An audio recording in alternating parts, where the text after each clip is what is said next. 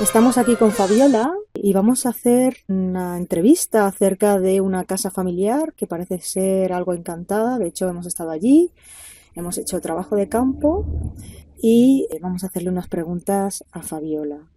La casa se encuentra en la localidad de Orosí. Bueno, Fabiola, un saludo para la Puerta a la Pirámide. ¿Nos mandas un saludo? Un saludo para la Puerta de la Pirámide desde Costa Rica. Vale. Bueno, cuéntanos un poquito cuál es la historia de la casa, si siempre perteneció a la misma familia o a partir de qué momento comienza a pertenecer a tu familia. Esa casa, bueno, la propiedad toda la vida ha sido parte de la familia. De hecho, fue herencia para mi abuelo. La primera casa era una casa vieja de madera. Años después hicieron esa casa, pero siempre ha sido la misma historia, ¿verdad? Las mismas sensaciones, las mismas cosas. Toda la propiedad era de la familia y parte de la propiedad ya se ha ido perdiendo por ventas y herencias y cosas que han perdido. ¿Desde qué año más o menos pertenece a la familia? 1920, 1910 o antes. Ujú. O sea que es una casa con mucha historia ya, Muchísima. muchísima historia.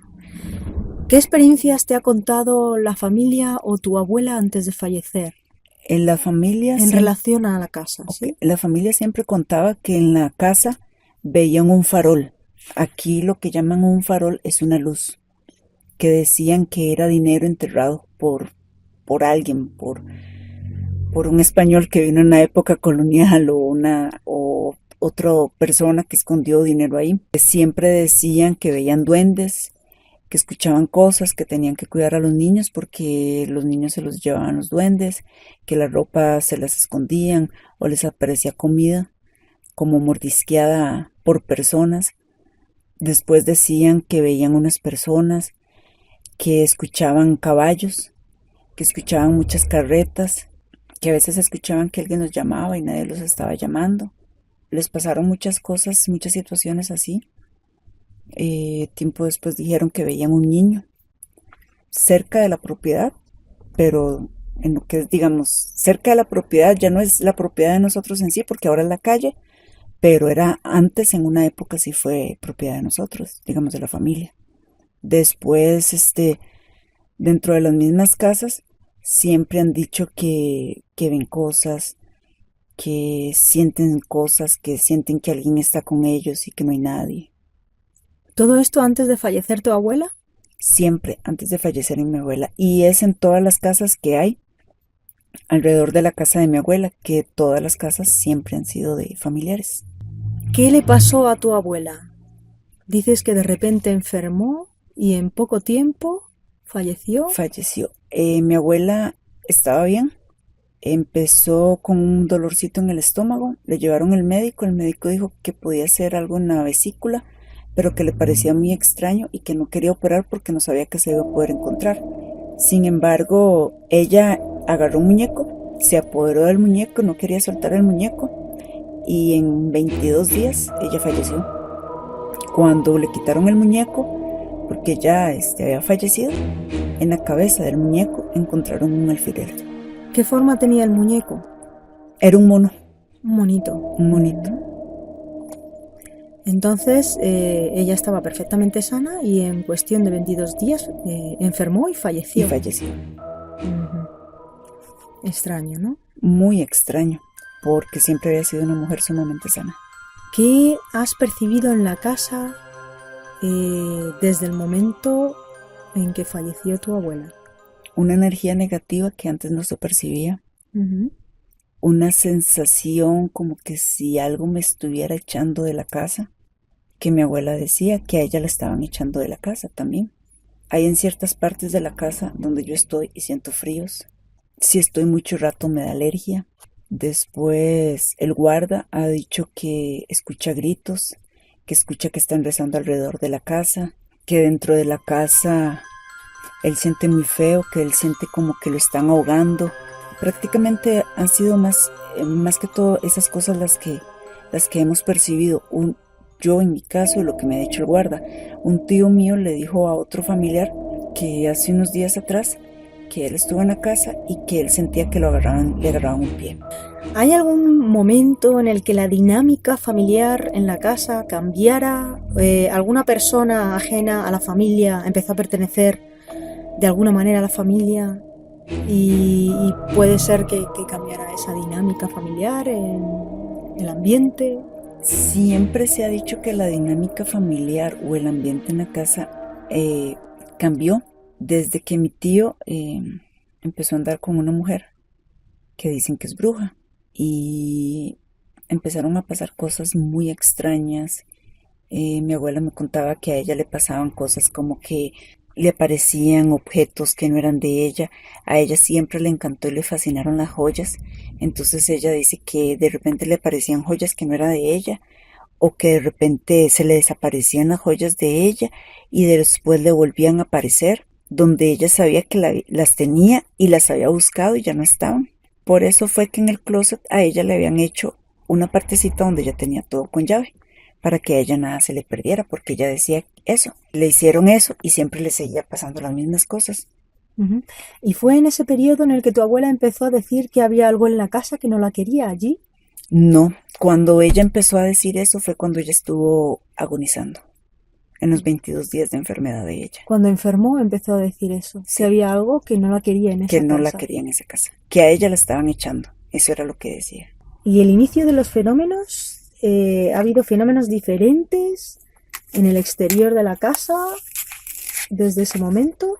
Los fenómenos después de que ella falleció es que escuchan los rezos más fuertes, pero siempre en la casa han habido muchos fenómenos sobrenaturales. Uh-huh. Una vez habían visto, bueno, ella fue la que vio una espada con una tía mía, tiempo después la volvieron a ver y ya la vio mi mamá, mi papá, mi abuela y mi tía, que era una espada dorada.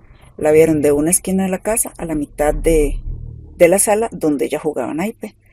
¿En el saloncito? En el saloncito donde yo les dije que ella jugaba ahí. Sí. Ella ahí era donde vio que entró la espada. Siempre han dicho que en esa parte de la casa, que ahí debe de haber dinero enterrado o que debe de haber oro, porque las cosas que han pasado han sido mucho. Por ejemplo, digamos, ya no se ven las carretas con bueyes, y ahí siempre se escuchan que ingresan carretas con bueyes. Interesante. Entonces, ¿cuántas personas han sido testigos de la aparición de esa espada? 4. 4 personas de la familia. 4 personas de la familia. Y eso fue... Una es la abuela, otra la tía. Y mi mamá y mi papá. Y eso fue aproximadamente hace 2 años y medio. Uh-huh. Después, lo curioso es que querían despedazar unas piedras porque se les metió una idea extraña cuando mi mamá estuvo muy enferma, por medio de esa idea de la espada, y al final no pudieron, y en ese momento muchas personas empezaron a enfermarse. Qué curioso. ¿Qué es lo que sucedió con la plantación de frijoles? ¿En relación a tu abuela? La plantación de frijoles, nosotros siempre estábamos sembrando frijoles ahí, y eran frijoles para el mismo gasto de nosotros, de la familia, tíos, primos y todo, y siempre nos reuníamos con mi abuela a hacer a quitar el frijol de la cáscara. Lo hacíamos en el corredor donde estaban las personas que encontramos, ahí lo hacíamos. Pero ya eso teníamos su preparación y nosotros hacíamos más que todo eso porque a mi abuela le gustaba. Mi abuela mandó a sembrar unos frijoles porque a uno de mis sobrinos también le gusta mucho sembrar, a Mateo. Entonces ella le dijo: Mateo, ya te estoy sembrando frijolitos. Cuando mi abuela se enfermó, los frijoles se secaron y cuando dejaron de crecer y se veían como un tono verde tirando amarillo, ya queriéndose secar, pero no pasó a más. Cuando mi abuela falleció, el mismo día que mi abuela falleció, yo le dije a mi papá: qué extraño, estos frijoles no crecen. Fuimos a verlos y todos por abajo ya estaban quemados. Y hoy, viendo solamente una partecita de 1 metro, fue lo que creció. El resto no creció. Uh-huh. Y una cosa más para ya finalizar. ¿Cómo se duerme en la casa? ¿Qué sucede durante el sueño en esa casa? Yo, en lo personal, yo dormía muy tranquila, Ujú. pero era porque yo estaba con mi abuela. Pero mucha gente decía que ellos dormían en esa casa y que escuchaban ruidos, que escuchaban gente alrededor en la casa, que escuchaban carretas que subían, que veían sombras, que veían luces, que escuchaban risas de brujas, que escuchaban como niños hablando y no había nada. Entonces a muchísima gente no le gustaba ahí. Después una de mis tías siempre decía que a ella no le gustaba porque ella escuchaba culebras. Nos han contado algo acerca de una de las tías que tomó un veneno y se fue a morir a la casa. Sí, eso fue hace muchos años. Este, en esa época no habían buses ni habían taxis. Todo el transporte era caminando o en caballo. La tía se había ido, eso fue hace aproximadamente 69 años. La tía se fue a misa al centro de Orosi. Vino caminando hasta Sanchirí. En una parte que se llama Puente Negro, ella ahí se tomó un veneno. Subió, llegó a la casa, que es en Sanchirí, se tomó el veneno, no fue precisamente en la casa de mi abuela, sino en una casa que estaba al frente. Se tomó el veneno. Cuando ella llegó a la casa, ella había caminado unos 900 metros, 1 kilómetro aproximadamente. Llegó a la casa, se quitó los zapatos y falleció. Y toda la vida dijeron que ella falleció por haberse quitado los zapatos calurosa. Y nosotros todos crecimos creyendo eso hasta hace aproximadamente 10 años nos dimos cuenta que eso era mentira. Y ahí ven a una mujer y a un niño. No sabemos si es ella o si es otra persona, pero así fue lo que sucedió.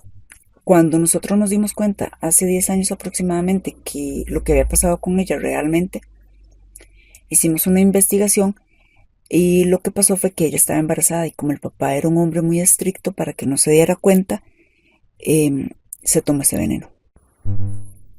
Pues es algo escalofriante, la verdad. Es muy interesante. Esa casa tiene mucha historia.